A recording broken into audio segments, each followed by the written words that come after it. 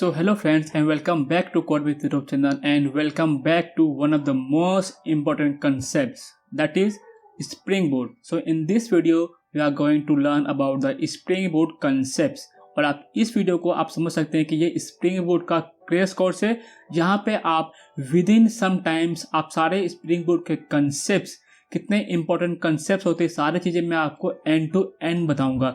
सो ये वीडियो काफ़ी ज़्यादा आपको हेल्प करेगा जब भी आप इंटरव्यू देने जाएंगे और आपसे पूछा जाएगा कि explain what is spring boot and its architectures in details.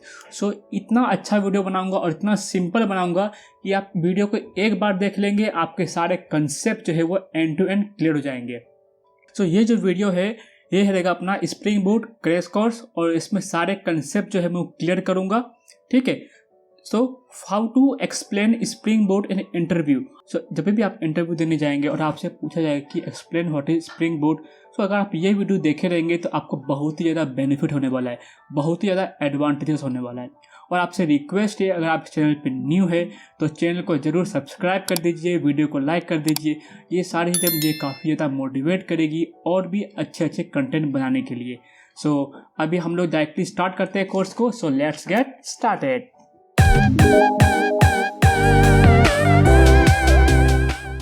So topic cover in this video. So कौन कौन से टॉपिक्स हम लोग इस वीडियो में कवर करने वाले, कौन कौन से कंसेप्ट्स कवर करने वाले हम लोग इस वीडियो में, वो पहले हम लोग देख लेते हैं। सो पहला जो कंसेप्ट रहेगा what is spring and Spring MVC in short. बहुत ही शॉर्ट में आपको एक्सप्लेन करूंगा कि स्प्रिंग क्या होता है और स्प्रिंग एमवीसी क्या होता है, दोनों का डिफरेंस क्या होता है। फिर हम लोग सीखेंगे कि what is spring Boot, what are the advantages and goal of it. Okay, next रहेगा हमारा topic why Spring Boot over Spring and Spring MVC framework.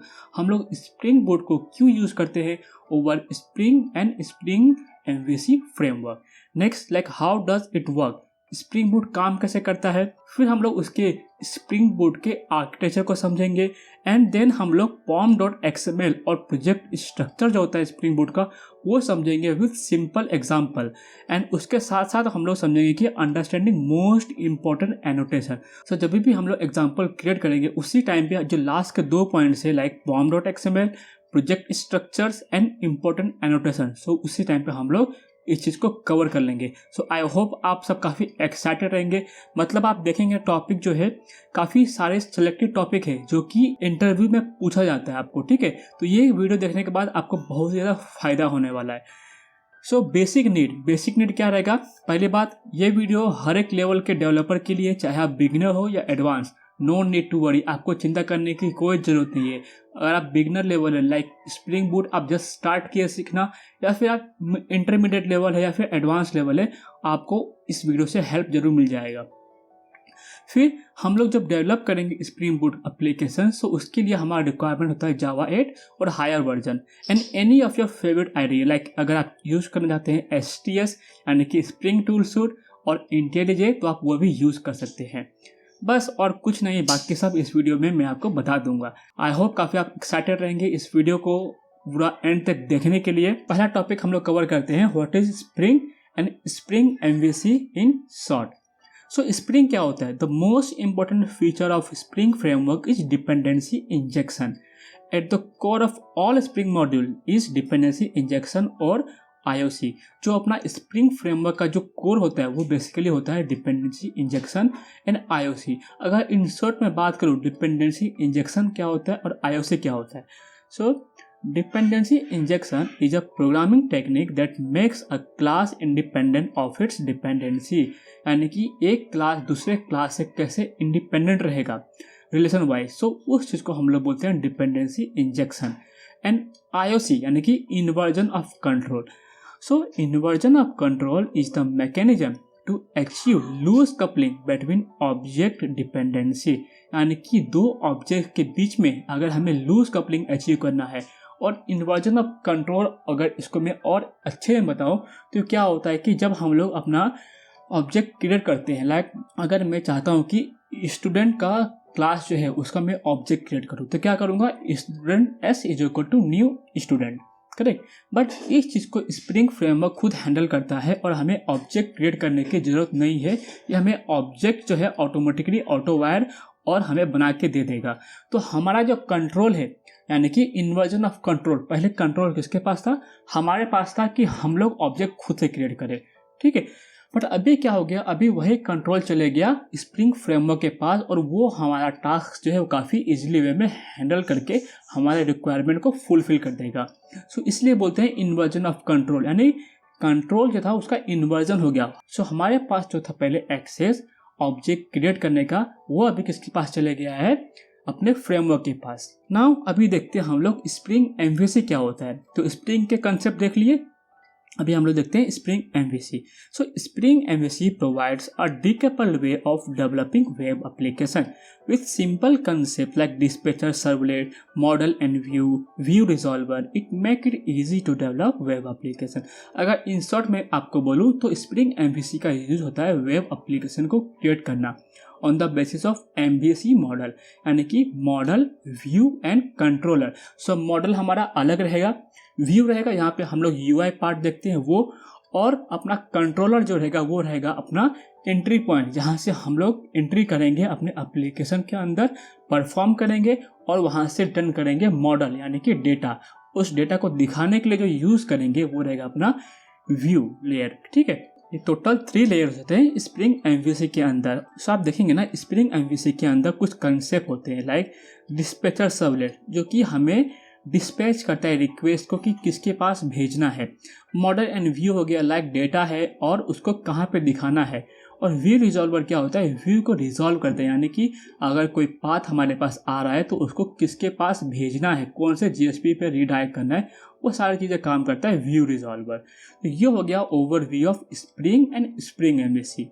Now जो है what is spring Boot, what are advantages and goal of it.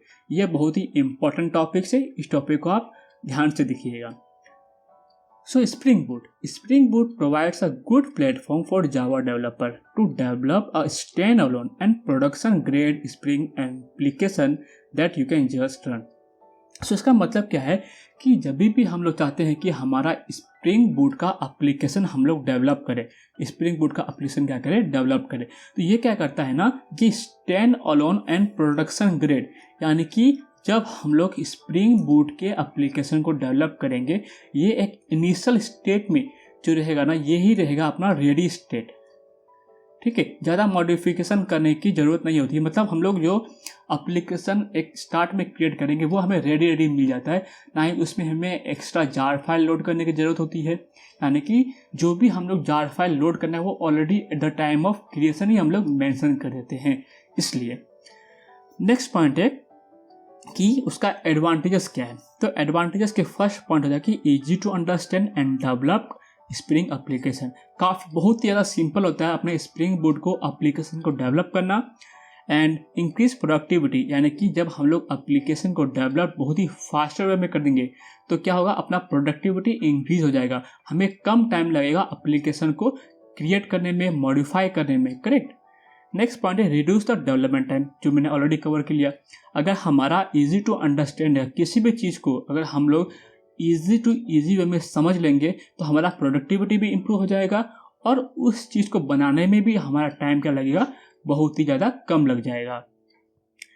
And इसका goals क्या है, मतलब जो spring boot application होता है उसका मेन पर्पस क्या होता है। तो पहला है कि to avoid complex XML configuration in Spring, यानी कि जब भी हम लोग स्प्रिंग फ्रेमवर्क यूज़ करते हैं, हमें कोई भी बीन क्रिएट करना होता है तो उसमें हम लोग क्या करते हैं, एक्सएमएल के अंदर यूजिंग बीन एनोटेशन हम लोग बीन क्रिएट करते हैं। बट ये सारी चीज़ें जो है Spring boot application automatically handle कर लेता है just by using annotation concept. To develop a production ready Spring application in a easier way, जैसे मैंने ऑलरेडी फर्स्ट पॉइंट में एडवांटेजेस इसका यही है कि स्प्रिंग बूट एप्लीकेशन को हम लोग प्रोडक्शन रेडी स्टेट में बहुत ही जल्दी मूव कर सकते हैं। Plus two reduce the development time, ये इसका एडवांटेजेस भी है और इसका गोल भी है, दोनों ही सेम है। And run the application independently, यानी कि based on micro services concepts.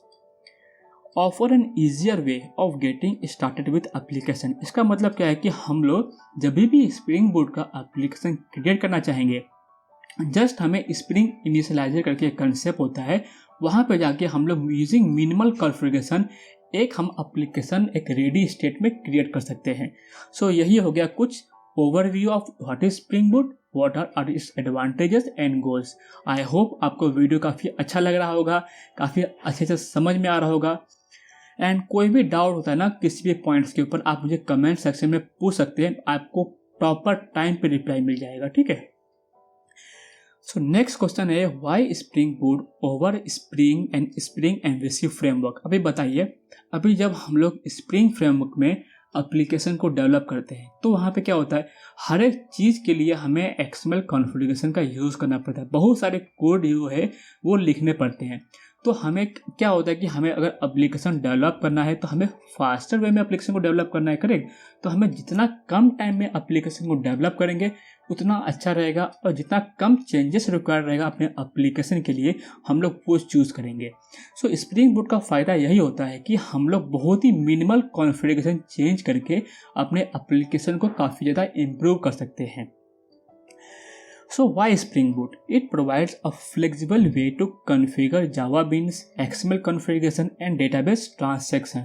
So ये Java Beans यानी कि Beans creation logic हो गया, XML configuration यानी कि जो हम लोग XML के अंदर कुछ भी मॉडिफाई करते हैं, एंड डेटाबेस लेवल जो कॉन्फ़िगरेशन करेंगे, ये सारे चीज़ें जो है स्प्रिंग बूट के अंदर बाय यूजिंग एनोटेशन हम लोग अचीव कर सकते हैं। बहुत ही बेस्ट है स्प्रिंग बूट के यूज़ करना। जब आप स्प्रिंग बूट को यूज टू हो जाएंगे ना, आपको इतना मज़ा आएगा ना उस चीज़ को यूज़ करने में और अपने एप्लीकेशन को डेवलप करने में, आप उस चीज़ को एंजॉय करेंगे आप।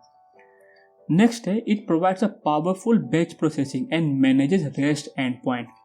यानी कि स्प्रिंग बूट एप्लीकेशन का यूज़ करके हम लोग रेस्टफुल वेब सर्विसेज भी क्रिएट कर सकते हैं, और बहुत सारे बैच प्रोसेसिंग इंटरनल उसकी डिपेंडेंसी होती हैं जिसका यूज़ करके हम लोग अगर किसी भी चीज़ को बैच प्रोसेसिंग करना है। बैच प्रोसेसिंग मतलब क्या होता है कि हमें उस चीज़ को बैच में यानी कि एक साथ में प्रोसेस करना है, ठीक है। तो उस चीज़ को हम लोग बोलते हैं बैच प्रोसेसिंग।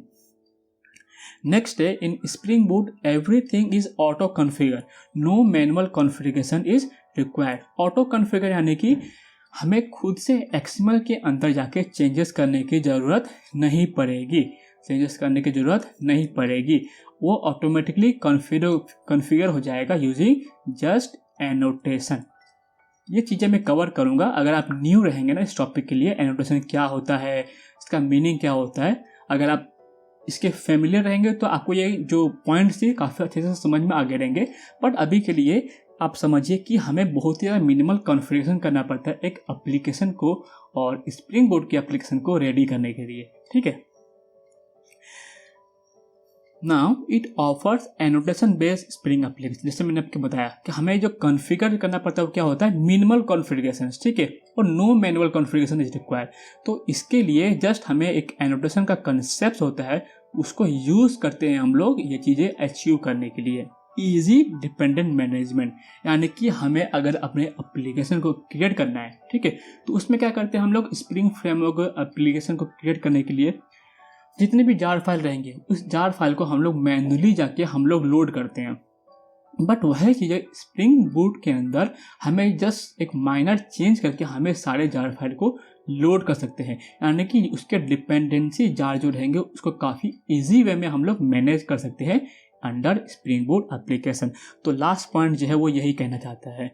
नाउ है it includes embedded servlet container, यानी कि अगर सपोज आप स्प्रिंग फ्रेमवर्क का एप्लीकेशन आपने डेवलप किया, आप उसको रन करना है, तो आप क्या करेंगे, टॉमकेट जो है उसको कॉन्फ़िगर करना पड़ेगा और फिर आप स्प्रिंग फ्रेमवर्क के एप्लीकेशन को आप रन करके उसको टेस्ट कर सकते हैं। बट वही चीज़ें जो है स्प्रिंग बूट के अंदर काफ़ी इजी वे में हो जाता है, मतलब उसके अंदर ऑलरेडी जो है वो एम्बेडेड सर्वर, लाइक अगर हम लोग एग्जांपल पकड़े एम्बेडेड सर्वर का, जैसे टॉमकेट हो गया, जेटी हो गया, तो ये हम लोग जो है सर्वर उसको हम लोग कॉन्फ़िगर कर सकते हैं जस्ट बाय यूजिंग डिपेंडेंसी, ठीक है। सो डिपेंडेंसी का यूज़ करके हम लोग इस चीज़ को कॉन्फ़िगर कर सकते हैं। अभी इतने सारे जब बेनिफिट्स है स्प्रिंग बूट के, तो हम लोग क्यों स्प्रिंग एमवीसी फ्रेमवर्क यूज़ करें, करेक्ट। तो यही सब चीज़ें जो है, इन सब चीज़ों के कारण ही मोस्ट ऑफ द जो बैंक है, मोस्ट ऑफ द कॉर्पोरेट जो है वो स्विच हो रही है ओवर स्प्रिंग बूट, क्योंकि ये हमारे टाइम को बचाता है, प्रोडक्टिविटी को इम्प्रूव करता है और मिनिमल टाइम में हम एप्लीकेशन को डेवलप कर सकते हैं। So how does it work.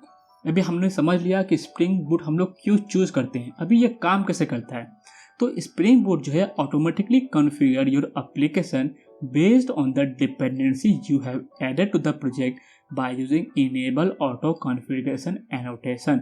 यानी कि स्प्रिंग बूट के अंदर कुछ तो एक ऐसा एनोटेशन है, इनेबल ऑटो कॉन्फ़िगरेशन। जब भी हम लोग एप्लीकेशन को स्टार्ट करेंगे,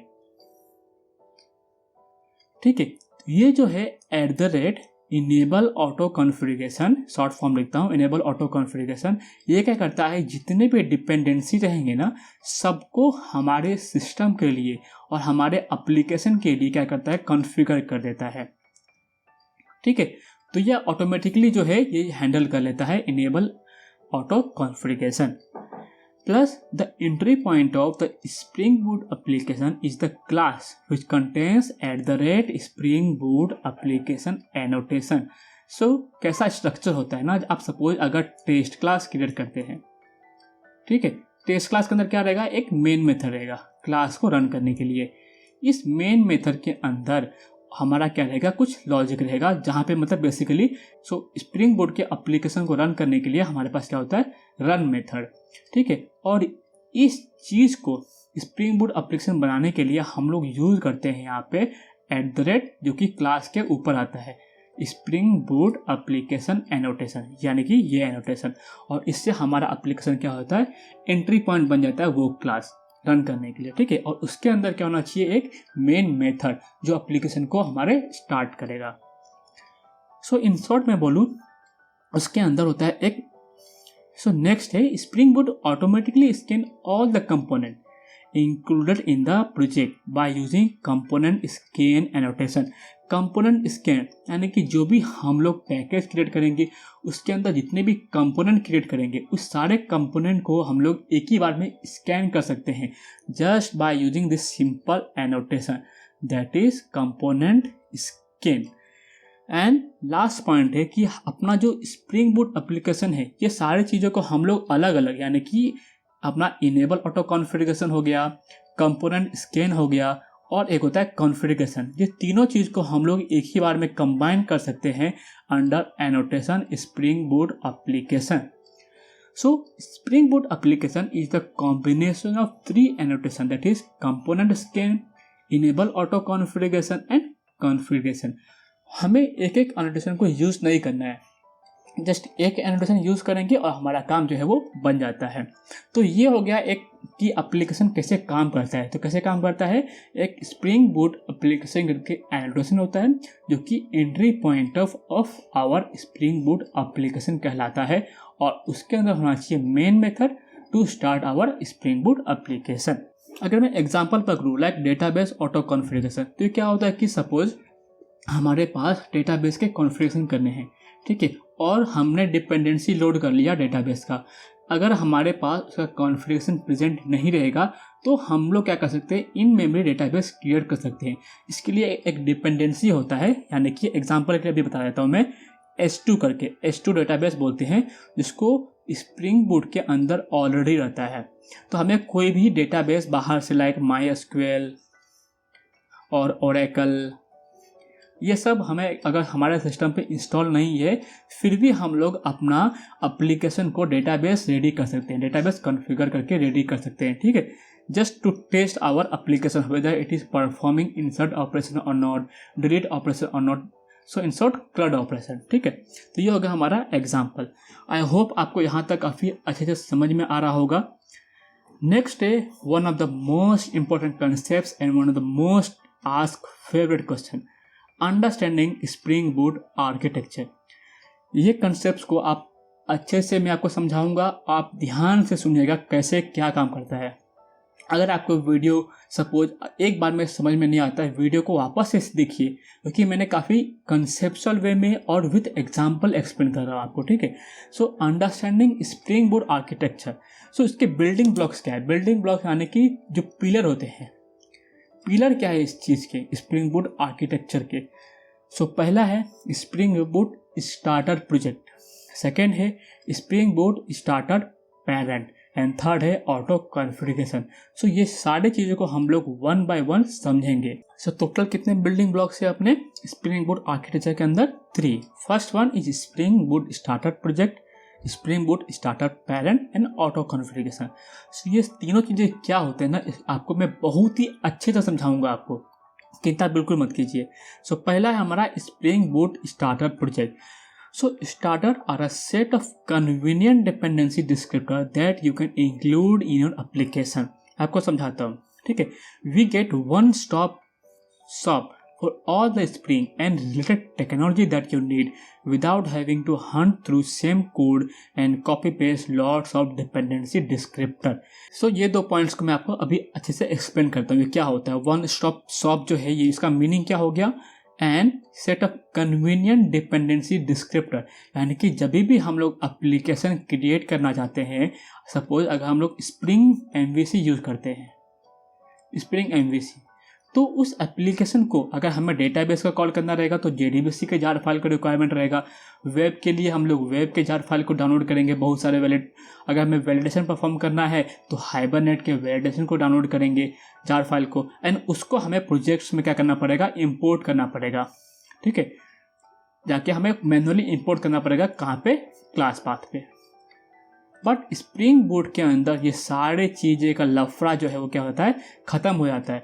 हमें क्या करना पड़ेगा? जस्ट हमें उसके सारे डिपेंडेंसी को मेंशन करना पड़ेगा कि हाँ भाई मुझे ये जार फाइल चाहिए और ये जार फाइल को मेरे एप्लीकेशन में लोड करके दे दो।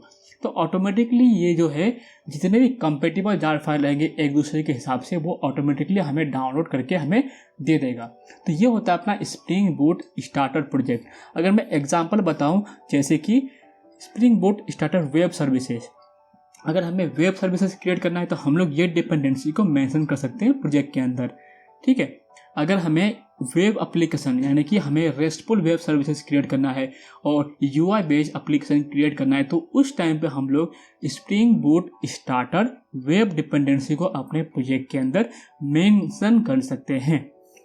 फिर है spring board starter test, write great unit and integration test, यानी कि अगर हमें टेस्टिंग करना है, जे यूनिट परफॉर्म करना है तो हम लोग क्या करेंगे? स्टार्टर टेस्ट डिपेंडेंसी को अपने एप्लीकेशन में मेंशन करेंगे। एंड डेटाबेस अगर ऑपरेशन परफॉर्म करना है लाइक जेपीए और हाइबरनेट, तो वहाँ पे हम लोग जो है वो spring board starter data JPA को लोड करेंगे। और अगर जेडीबीसी परफॉर्म करना है तो हम लोग जेडीबीसी के डिपेंडेंसी को मेंशन कर देंगे।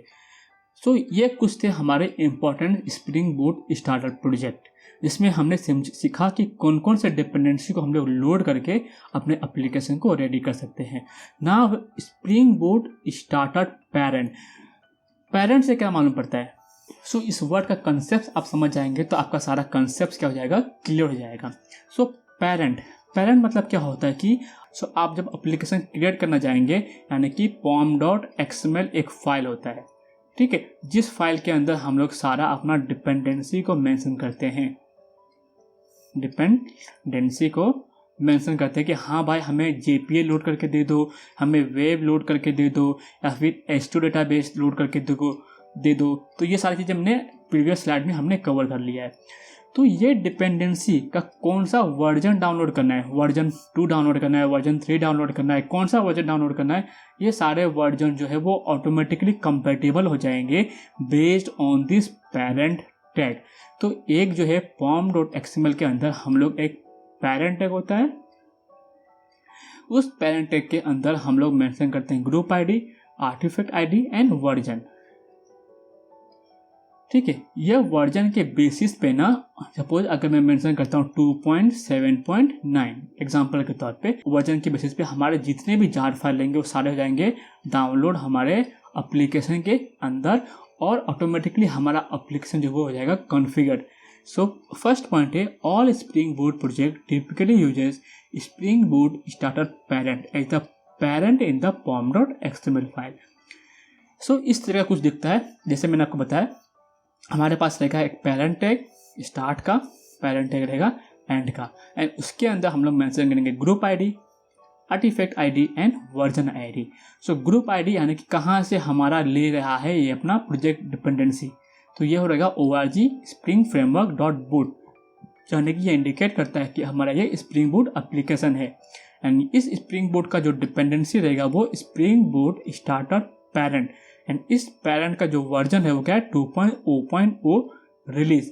तो इसके बेसिस पे ही, इस रिलीज के बेसिस पे ही और इस वर्जन के बेसिस पे ही जितने भी डिपेंडेंसी हम उसके अंदर मेंशन करेंगे ना pom.xml के अंदर, वो जो है वो लोड करके हमें दे देता है और डाउनलोड करके हमें वो दे देता है। So parent pom allows you to manage the following things for the multiple child projects and modules। पहला कि configuration, Java version and other properties, यानी कि हमें एप्लीकेशन को जो क्रिएट कर रहे हैं उसमें जावा वर्जन कौन सा यूज़ करना है ये भी हम लोग मेंशन कर सकते हैं अंडर प्रॉपर्टी टैग्स। ठीक है, यानी कि हमारा एप्लीकेशन जो है वो जावा 8 पर रन होना चाहिए, जावा 17 पर रन होना चाहिए, जावा 11 पर रन होना चाहिए, ये सारी चीज़ें भी हम लोग मेंशन कर सकते हैं। वो ऑटोमेटिकली जो है वो उसके जेडीके को लोड करके डाउनलोड करके हमारे सिस्टम में दे देगा। यानी कि हम लोग एक ऐसा एप्लीकेशन क्रिएट करेंगे कि अगर हम लोग उसके जार फाइल को किसी को भेजते भी हैं तो उसको कोई भी चीज़ें डाउनलोड करने की ज़रूरत नहीं है, जस्ट उसको रन कमांड से उसको रन कर देंगे जार फाइल को और हमारा एप्लीकेशन जो है वो रेडी स्टेट में पहुंच जाएगा।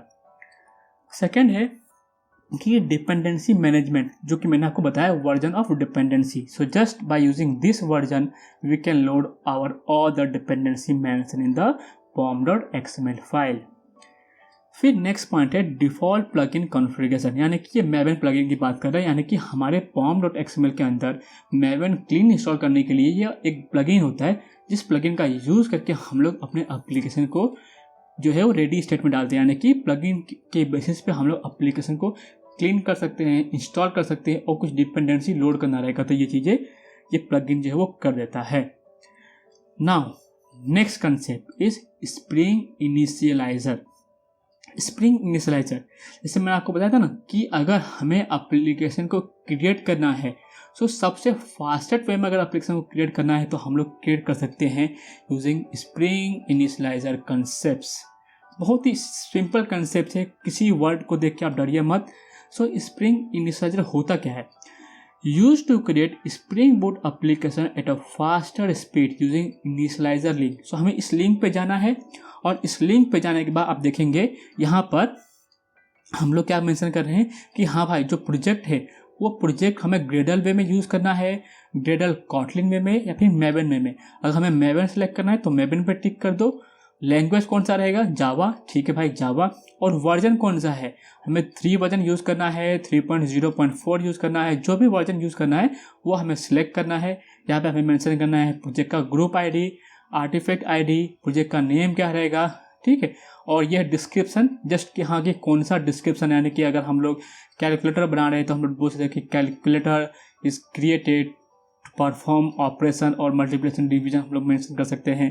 यानी पैकेज, जो हम लोग पैकेज क्रिएट करेंगे वो पैकेज जार फाइल में होना चाहिए या फिर वॉर फाइल में होना चाहिए। ये सारे चीज़ें जो है ना ये हमारा जो है pom.xml में कॉन्फ़िगर हो जाएगा, ठीक है। फिर हम लोग यूज़ करेंगे जावा वर्जन की मिनिमम जो है वर्जन क्या है 8 है। मैं आपको पहले वीडियो के स्टार्ट में बताया था कि जावा 8 और हायर वर्जन चाहिए हमारे स्प्रिंग बूट एप्लीकेशन को क्रिएट करने के लिए। सो अभी जावा 19 तक यहाँ पे प्रेजेंट है। फ्यूचर में आप जब वीडियो देखते रहेंगे हो सकता है चेंज भी हो जाए, बट अभी के लिए हमारे पास क्या है जावा 17, 11, 8 और 19। और ये सब चीज़ें कॉन्फ़िगर करने के बाद हम लोग अगर कुछ डिपेंडेंसी ऐड करना रहेगा तो इसके ऊपर हमें क्या करना पड़ेगा, क्लिक करना पड़ेगा। और अगर हमें चाहिए वेब तो हम लोग मेंशन कर देंगे वेब। अगर हमें कुछ चाहिए JPA लेवल डिपेंडेंसी तो यहाँ पे सर्च का ऑप्शन आता है, उस सर्च में हमें ये सब टाइप करना पड़ेगा और सिलेक्ट करना पड़ेगा। अगर हमें चाहिए डेटाबेस चाहिए, कुछ और भी चाहिए लाइक ये वैलिडेशन के लिए चाहिए जार फाइल, तो वो सारे डिपेंडेंसी हम लोग यहाँ पे ऐड कर सकते हैं। और ऐड करने के बाद डायरेक्टली हमें क्लिक करना है जनरेट पे। सो ये जनरेट क्या करेगा, सो आप ये सब चीज़ें ट्राई कीजिए। ये सब सारी चीज़ें सिलेक्ट करके अपने जनरेट पे क्लिक करना है। जनरेट पे जैसे क्लिक करेंगे ना, एक हमारे पास जिप फाइल जो है वो क्रिएट होगा। इस जिप फाइल को आप क्या कीजिए, एक्सट्रैक्ट कर लीजिए। और एक्सट्रैक्ट करने के बाद आपका कोई भी फेवरेट IDE यानी कि STS या फिर IntelliJ में जाके प्रोजेक्ट को इंपोर्ट कर लीजिए। ठीक है, इंपोर्ट करने के टाइम पे आपको सिलेक्ट क्या करना पड़ेगा कि मैवन प्रोजेक्ट को आप इंपोर्ट करना चाहते हैं। यानी कि अगर आपने यहाँ पे सिलेक्ट किया रहेगा प्रोजेक्ट मैवन ना, तो एग्जिस्टिंग मैवन प्रोजेक्ट पे सिलेक्ट करना है और जो आपने फोल्डर को एक्सट्रैक्ट किया था वहाँ पे उसको इंपोर्ट करना है। इंपोर्ट करना है किसको, एक्सट्रैक्टेड फोल्डर को। ठीक है, तो ये सिंपल स्टेप्स है जो कि वेब पेज रहेगा। वेब पेज का यूज करके हम लोग अपना एप्लीकेशन को क्रिएट कर सकते हैं। Now understand pom.xml and its important annotation with example. So अभी जो है हम लोग एग्जाम्पल के थ्रू हम लोग एक सिंपल सा कोड क्रिएट करेंगे, सिंपल सा एप्लीकेशन क्रिएट करेंगे यूजिंग STS ID यानी कि स्प्रिंग टूल सूट। और उसमें देखेंगे कि हम लोग कैसे डिपेंडेंसी, कैसे जार फाइल को हम लोग मेंशन करते हैं। सो आई होप आपको यहाँ तक सारे कंसेप्ट काफ़ी अच्छे से समझ में आ गया रहेगा। अगर आपने वीडियो को अभी तक लाइक नहीं किए हैं और चैनल को सब्सक्राइब नहीं किए हैं तो यही सबसे बेस्ट टाइम है चैनल को सपोर्ट दिखाने का। और ये मेरा इनिशियल फेस है, आप अगर सपोर्ट दिखाएंगे मुझे बहुत ज़्यादा मोटिवेशन मिलता है। आप जब कमेंट करते हैं, कुछ क्वेश्चन पूछते हैं और मैं उस क्वेश्चन पे जब आंसर करता हूँ, मुझे सच में बहुत ज़्यादा मज़ा आता है। आप सबसे इंटरेक्ट करके आपके क्वेरी को सॉल्व करना, आपके डाउट को सॉल्व करना। सो आप चैनल को जरूर सब्सक्राइब कर दीजिए और वीडियो को लाइक कर दीजिए। सो अभी हम लोग मूव करते हैं STS ID पे, अपना एक बेहतरीन और सुंदर सा और स्वीट सा एप्लीकेशन क्रिएट करते हैं विथ मिनिमल रिक्वायरमेंट और यूजिंग मिनिमल कोड। सो ये है हमारा STS IDE spring Tool Suite और इसका यूज करते हैं हम लोग स्प्रिंग बोट के एप्लीकेशन को क्रिएट करने के लिए। तो यहाँ पे आपको दिखेगा create a Java project, create a new Spring Starter project, import Spring Getting Starter content and create a project, import project। तो आपको क्लिक करना है अभी के लिए create new Spring Starter project and यहाँ पे आप देखेंगे जो लिंक मैंने मेंशन किया था स्लाइड में वही सर्विस यूजर यहाँ पे प्रेजेंट है। एंड नेम में आपको क्या देखना है, यहाँ पे my first spring boot application. ठीक है, my first spring boot application and then यहाँ पे ग्रुप ID हो गया, जावा वर्जन हो गया, टाइप क्या रहेगा मैवन सेलेक्ट करना है आपको, पैकेजिंग में आप जार सेलेक्ट कर लीजिए, लैंग्वेज में आप जावा सेलेक्ट करना है। यहाँ पे आप देखेंगे जावा कोटलिन ग्रूवी है, तो अभी के लिए हम लोग क्या करेंगे जावा सेलेक्ट करेंगे और वर्जन में हम लोग डाल देंगे यहाँ पे और डिस्क्रिप्शन में डाल देंगे हम लोग माई first spring boot application and package का नाम com.codemyth और हमें नेक्स्ट पे क्लिक करना है। ये जो पेज है आप देखेंगे हमें क्या सिलेक्ट करेंगे 2.7.9 सिलेक्ट कर लेंगे अभी के लिए। और यहाँ पे फ्रिक्वेंटली यूज आपको हो सकता है कि आपको यहाँ पे पूरा ब्लैंक दिखाई दे जब आप फर्स्ट टाइम यूज करते रहेंगे तो हमें जस्ट यहाँ पे टाइप टू सर्च डिपेंडेंसी। तो ये एक दूसरा वे है जिससे हम लोग अपने एप्लीकेशन को क्रिएट कर सकते हैं either by using spring initializer web page और just by using STS ID। तो इसके अंदर भी होता है, सेम चीज़ होता है, बट हम लोग वेब पेज यूज करके क्रिएट कर सकते हैं और या फिर यह ID करके यूज़ कर सकते हैं। तो यहाँ पे हमें सपोज एग्जांपल के लिए देना है वेब एंड वेब के अंदर हमें सेलेक्ट करना है स्प्रिंग वेब। ठीक है, सपोज वैलिडेशन के लिए सेलेक्ट करना है मुझे यहाँ पे, तो मैं क्या करूँगा वैलिडेशन सेलेक्ट कर लूँगा, इसको सिलेक्ट कर लूँगा। डेटाबेस के लिए सिलेक्ट कर लूँगा सपोज H2 डेटाबेस, आप सर्च कर सकते हैं यहाँ पे H2 डेटाबेस, तो यहाँ पे ऑटोमेटिकली आपको दिख जाएगा। ठीक है, तो ये तीन चीज़ मैंने सेलेक्ट कर लिया। सपोज अगर मुझे JPA परफॉर्म करना है, जैसे मैंने आपको बताया था JPA के लिए होता है और लॉम्बॉक जो होता है वो गेटर सेटर क्रिएट करने के लिए होता है। तो ये सब सारे डिपेंडेंसी है जो है वो हम लोग लोड कर सकते हैं। मुझे क्या कर रहा है ना, यहाँ पे आप देखेंगे H2 डेटाबेस एक है और एक MySQL ड्राइवर है। तो मैं जो यूज़ करूँगा वो H2 डेटाबेस, यानी कि मुझे खुद का जो MySQL ड्राइवर मैंने और MySQL जो वर्कबेंच है मैंने इंस्टॉल किया उसको रन करने की ज़रूरत नहीं है। डायरेक्टली मैंने लाइट वेट एप्लीकेशन क्रिएट करना है, बिकॉज आपको बस समझाना है, मुझे end to end application run नहीं करना है। तो कुछ मैंने डिपेंडेंसी यहाँ पे लोड कर लिए हैं और फिर मैं क्लिक कर दूंगा फिनिश पे। फिनिश पे जैसे क्लिक करूंगा ना, आप देखेंगे यहाँ पे इंपोर्ट गेटिंग स्टार्टेड कंटेंट। ठीक है, तो यहाँ पे मैं क्लिक करता हूँ और देखिए यहाँ पे सारे जार फाइल जो है वो ऑटोमेटिकली डाउनलोड हो रहे हैं। तो इस वे में जो है हमारा स्प्रिंग बूट एप्लीकेशन कितना स्मार्ट है, जो भी हमने मेंशन किया था डिपेंडेंसी, सारी चीज़ें हम लोग यहाँ पे ऑटोमेटिकली ये अपना HTS ID डाउनलोड करके प्रोजेक्ट के अंदर कॉन्फ़िगर कर देगा। और यहाँ पे कुछ डाउनलोड कर रहा है सोर्सेस एंड जावा डॉक्स, यानी कि जो हमारे जार फाइल थे, देखेंगे आप यहाँ पे जैक्सन डाउनलोड कर रहा है, टॉमकैट डाउनलोड कर रहा है, ठीक है। तो हमें टॉमकैट का जो सर्वर था वो भी कॉन्फ़िगर करने की कोई ज़रूरत नहीं है। अभी हम लोग देखते हैं अपना कोड का स्ट्रक्चर। सो कोड का नाम क्या है, my first spring boot application. So हमारा यहाँ तक प्रोजेक्ट सक्सेसफुली क्रिएट हो चुका है। और आप देखेंगे लास्ट में क्या है, बूट, यानी कि ये हमारा स्प्रिंग बूट एप्लीकेशन है। जावा का वर्जन देखेंगे, जावा क्या है 17, जो कि हमने वहाँ पे सिलेक्ट किया था। यहाँ पे एक फोल्डर है मैवन डिपेंडेंसी, यहाँ पे एक फोल्डर है जावा मेन जावा, यानी कि SRC main Java, SRC main resource, SRC test Java. तो कुछ फोल्डर है, अगर आप इसके फैमिलियर नहीं है, डोंट वरी, आपको चिंता करने की कोई ज़रूरत नहीं है। मैं आपको इतना अच्छे से बता दूंगा ना कंसेप्ट, आपको लाइफ टाइम के लिए आप हेल्पफुल रहेंगे मेरा, और आई होप आप काफ़ी सपोर्ट भी दिखाएंगे मुझे, ठीक है। सो देखिए यहाँ पे Ctrl+M मैंने टाइप किया to maximise my screen, and जो चीज़ें हमने मेंशन किया था कि हाँ भाई इसका वर्जन क्या रहेगा, तो वर्जन क्या मैंने मेंशन किया था 2.7.9। एंड देखिए मैंने पेरेंट टैग के बारे में आपको बताया था, स्प्रिंग बूट स्टार्टर पेरेंट, और एक होता है स्प्रिंग बूट स्टार्टर प्रोजेक्ट, जहाँ पे हम लोग सारे डिपेंडेंसी को मेंशन करते हैं। सो ये जो होता है हमारा जाता है डिपेंडेंसी टैग के अंदर। और मैंने आपको एक चीज़ और बताया था कि जब हम लोग स्प्रिंग बूट एप्लीकेशन क्रिएट करते हैं, सो कॉन्फ़िगरेशन के स्लाइड में मैंने आपको बताया था कि जावा वर्जन हम लोग मेंशन कर सकते हैं अंडर प्रॉपर्टी टैग, ठीक है। तो ये कंसेप्ट भी हमारा क्रॉस वेरीफाई हो गया, हमने काफ़ी अच्छे से सीखे हैं, मतलब आपको याद होगा सारी चीज़ें। एंड यहाँ पे आपने बताया था डिस्क्रिप्शन करके एक टैग होता है, जहाँ पे हमने एप्लीकेशन को क्रिएट करने के टाइम पे डिस्क्रिप्शन मेंशन किए थे कि my first spring boot application, ठीक है। सो ये हो गया। फिर हमने GPA को मेंशन किए, वैलिडेशन को मेंशन किए, वेब मेंशन किए, H2 डेटाबेस, लॉम्बॉग, टेस्ट, तो सारे डिपेंडेंसी का जो है ना।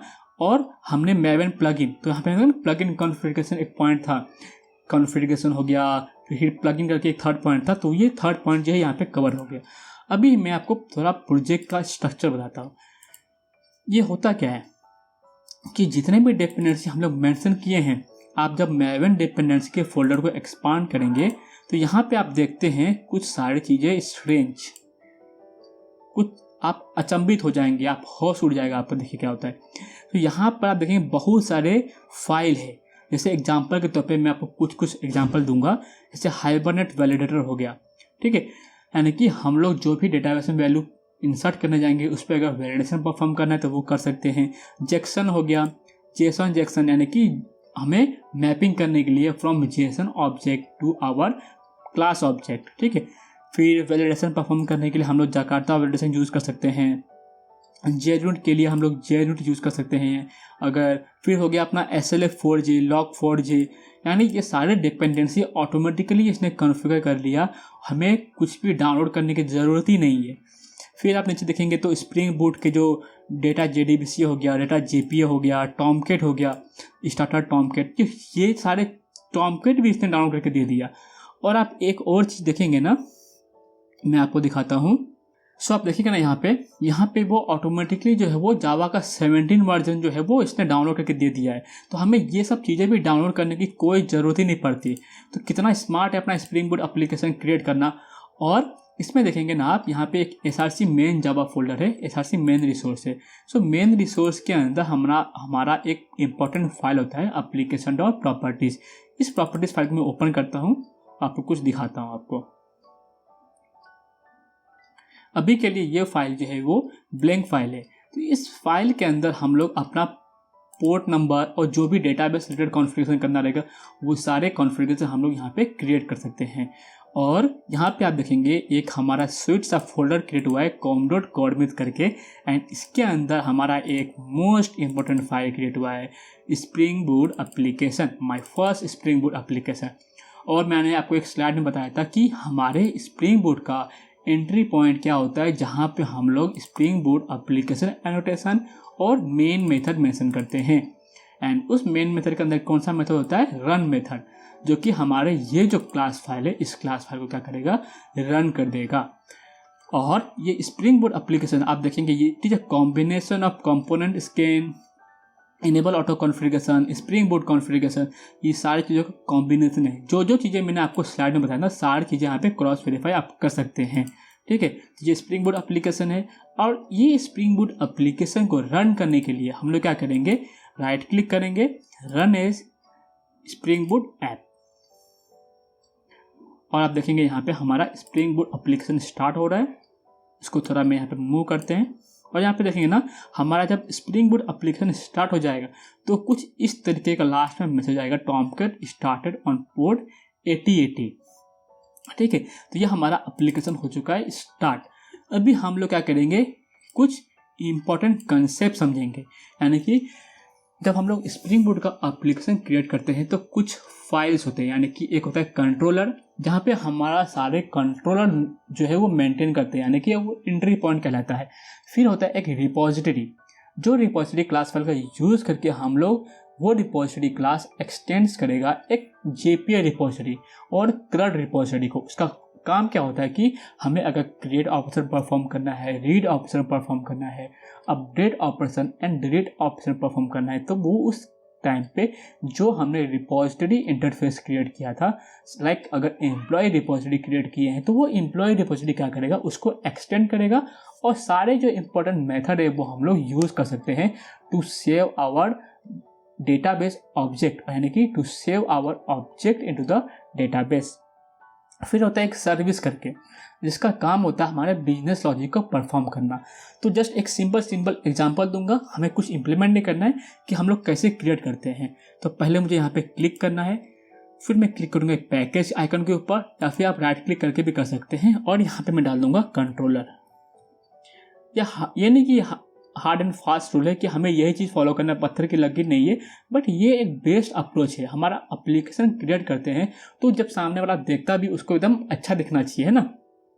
तो ये हो गया com.coremeet.controller, इसको हम लोग क्रिएट कर लेंगे।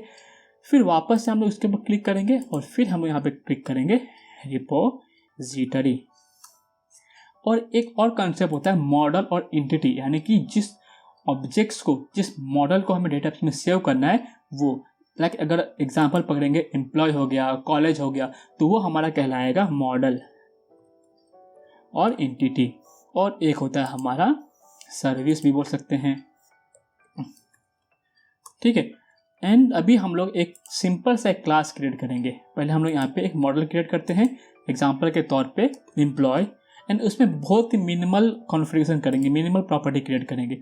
लाइक मैं यहाँ पे क्रिएट करता हूँ प्राइवेट लॉन्ग आईडी और एक करता private string name, that's it. ज़्यादा कुछ करने की जरूरत नहीं है। राइट क्लिक करके हम लोग यहाँ पे अगर चाहे तो गेटर सेटअप भी क्रिएट कर सकते हैं, सिलेक्ट ऑल, जनरेट, और हम लोग यहाँ पे कर सकते हैं कंस्ट्रक्टर भी। तो सोर्स पे जाके हम लोग कंस्ट्रक्टर यूजिंग फील्ड, तो कुछ इस तरीके से हम लोग अपना एंटिटी क्लास क्रिएट कर सकते हैं। इसके ऊपर हम लोग मेंशन कर देंगे कि हाँ ये जो है वो एंटिटी है, कि भैया इसको एंटिटी मार्क कर दो। हमें यहाँ पे एंटिटी के लिए जो जार फाइल वो डाउनलोड नहीं की है वो हमें मेंशन करना पड़ेगा, बट इन शॉर्ट तो यहाँ पे हम लोग बेसिकली कुछ एनोटेशन होते हैं, जैसे अगर हम लोग टेबल्स मार्क करना है तो टेबल्स मार्क कर सकते हैं। अगर यहाँ पे अगर एंटिटी है तो एंटिटी मार्क कर सकते हैं, सॉरी यहाँ पे है। और टेबल्स में हम लोग अगर सपोज इस टेबल का नेम अगर नहीं मेंशन करेंगे तो बाय डिफ़ॉल्ट एम्प्लॉय हो जाएगा। अगर मेंशन करना है तो हम लोग क्या करेंगे, यहाँ पे name is equal to employee. तो ऑटोमेटिकली जब हम लोग एप्लीकेशन स्टार्ट करेंगे ऑटोमेटिकली क्या करेगा, एम्प्लॉय टेबल क्रिएट कर देगा। ठीक है, फिर कंट्रोलर में क्या होता है कि जब हम लोग कंट्रोलर क्रिएट करेंगे तो मोस्ट प्रोबेबली हम लोग क्या करते हैं, एक पैटर्न फॉलो करते हैं कि क्लास का नाम देंगे और उसके लास्ट में हम लोग क्या करेंगे, कंट्रोलर। तो आप इंटरव्यू में पूछा जाएगा कि हम लोग कंट्रोलर क्लास कैसे क्रिएट करते हैं, एप्लीकेशन कैसे क्रिएट करते हैं। तो कंट्रोलर के ऊपर हम लोग मेंशन करेंगे rest controller. So rest controller is a combination of controller, देखिए rest controller it is a combination of controller and response body. यानी हम लोग यहाँ से अगर दो एनोटेशन यूज़ नहीं करना है तो हम लोग एक बार में रेस्ट कंट्रोलर यूज़ कर सकते हैं। ठीक है, ऑटोमेटिकली, और ये इंटरनली उसको इनहेरिट करता है। So convenience annotation that is itself annotated with controller and responsibility internally. And इसके बाद होता है request mapping. So request mapping क्या होता है कि ये पाथ होता है, एक जरिया होता है इस कंट्रोलर तक पहुंचने का। अगर आपको इस कंट्रोलर तक पहुंचना है तो आप किस रास्ते से जाएंगे वो हम लोग मेंशन करते हैं यहाँ पर। क्या मेंशन करते हैं? रास्ते का नाम, ठीक है। और यहाँ पे हम लोग कोई भी चीज़ें हम लोग मेथड क्रिएट कर सकते हैं। लाइक अगर हमें डेटाबेस में वैल्यू सेव करना है तो होता है पोस्ट मैपिंग, अगर हमें वैल्यू को गेट करना है तो हमें होता है गेट मैपिंग। तो ये सब चीज़ें हम लोग पोस्ट करना है, वैल्यू रिट्राइव करना है, पुट करना है, यानी कि वैल्यू को अपडेट करना है डेटाबेस में। और एक होता है डिलीट मैपिंग। सो ये सारी चीज़ें करके हम लोग डेटाबेस में ऑपरेशन परफॉर्म कर सकते हैं। और अगर रिपोजिटरी की बात करूँ तो रिपोजिटरी में हम लोग क्या क्रिएट करते हैं? इंटरफेस। आपको इंटरफेस सेलेक्ट करना है और यहाँ पे मैं एक सपोज एग्जांपल करता हूँ एम्प्लॉय, और इसका नाम रखेंगे हम लोग रिपोजिटरी। सो ये मैंने एक इंटरफेस क्रिएट किया। इस इंटरफेस को अगर हमें जेपीई लेवल ट्रांसलेशन परफॉर्म करना है without writing insert query, update query, तो मैं क्या करूँगा? एक्सटेंड कर दूंगा जेपीई रिपोजिटरी को। और यहाँ पे आप देखेंगे दो चीज़ें हैं, पहला है टी और सेकेंड है आईडी। टी यानी कि कौन से क्लास के ऊपर परफॉर्म करना है, कौन से टाइप पे, और आईडी मतलब वो जो क्लास है उसका प्राइमरी की क्या है। तो यहाँ पे हम लोग क्या करेंगे? लॉन्ग, बिकॉज आप देखेंगे एम्प्लॉय में यहाँ पे क्या है? लॉन्ग, ठीक है। तो इस तरीके से कुछ काम करता है। कंट्रोल शिफ्ट ओ करके मैं पैकेज को इम्पोर्ट कर लूँगा इस क्लास के, ठीक है। सो यहाँ पे ये हो गया हमारा क्लास इम्पोर्ट। तो ये हो गया हमारा बेसिक एप्लीकेशन क्रिएट। तो इस तरीके से कुछ इंपॉर्टेंट एनोटेशन होते हैं, लाइक रेस कंट्रोलर हो गया, एंटिटी हो गया, टेबल्स हो गए। टेबल्स को क्रिएट करने के लिए रिपोजिटरी में जाएंगे और यहाँ पे हम लोग इस रिपोजिटरी को मेंशन कर सकते हैं रिपोजिटरी एनोटेशन। और अगर इसको यूज़ करना रहेगा हमारे कंट्रोलर के अंदर तो हम लोग क्या करेंगे? ऑटो वायरिंग का एनोटेशन यूज़ करेंगे, @ऑटो वायर, और हम लोग यहाँ पे ये मेंशन कर देंगे। यहाँ पे पहले हम लोग इसको इंपोर्ट कर लेंगे और यहाँ पे इसका ऑब्जेक्ट क्रिएट कर लेंगे। तो ये ऑटोमेटिकली हमारा एप्लीकेशन जो है वो उसके ऑब्जेक्ट क्रिएट करके दे देगा। और इसी चीज़ का यूज़ करके आप देखेंगे ना, यहाँ पे एम्प्लॉय रिपोजिटरी डॉट अगर करता हूँ तो बहुत सारे यहाँ पे मैं एक पब्लिक मेथड क्रिएट करता हूँ, पब्लिक वॉइड नेम। अब यहाँ पे आप देखेंगे ना पब्लिक वॉइड मेथड, यहाँ पे एम्प्लॉय रिपोजिटरी डॉट, तो आप देखेंगे काउंट हो गया, डिलीट ऑल हो गया। तो जो भी हम लोग ऑप्शन परफॉर्म करना वो हम लोग कर सकते हैं, like delete all in batch. अगर हम लोग सपोज फाइंड करना है तो find all, find by ID, find by name. तो हम लोग सारी चीज़ें हम लोग परफॉर्म कर सकते हैं विदाउट राइटिंग एनी क्वेरी, ठीक है। सेव करना रहेगा तो सेव करेंगे और यहाँ पे हम लोग एम्प्लॉय का ऑब्जेक्ट पास कर देंगे तो ऑटोमेटिकली क्या करेगा? इंसर्ट का क्वेरी बनाएगा और उस वैल्यू को डेटाबेस में स्टोर कर देगा। तो ये कुछ था overall overview of our Spring Boot application.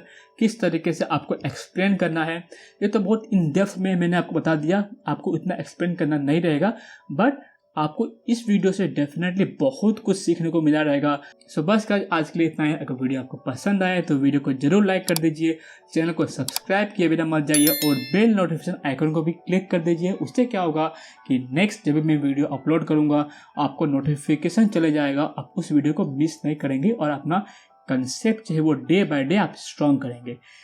सो मिलते हैं नेक्स्ट वीडियो में। और आपको कोई भी क्वेश्चन हुआ, कोई भी डाउट हुआ, आप मुझे कमेंट सेक्शन में बेझिझक पूछ सकते हैं, मैं आपको वहाँ पे जरूर रिवर्ट करूँगा।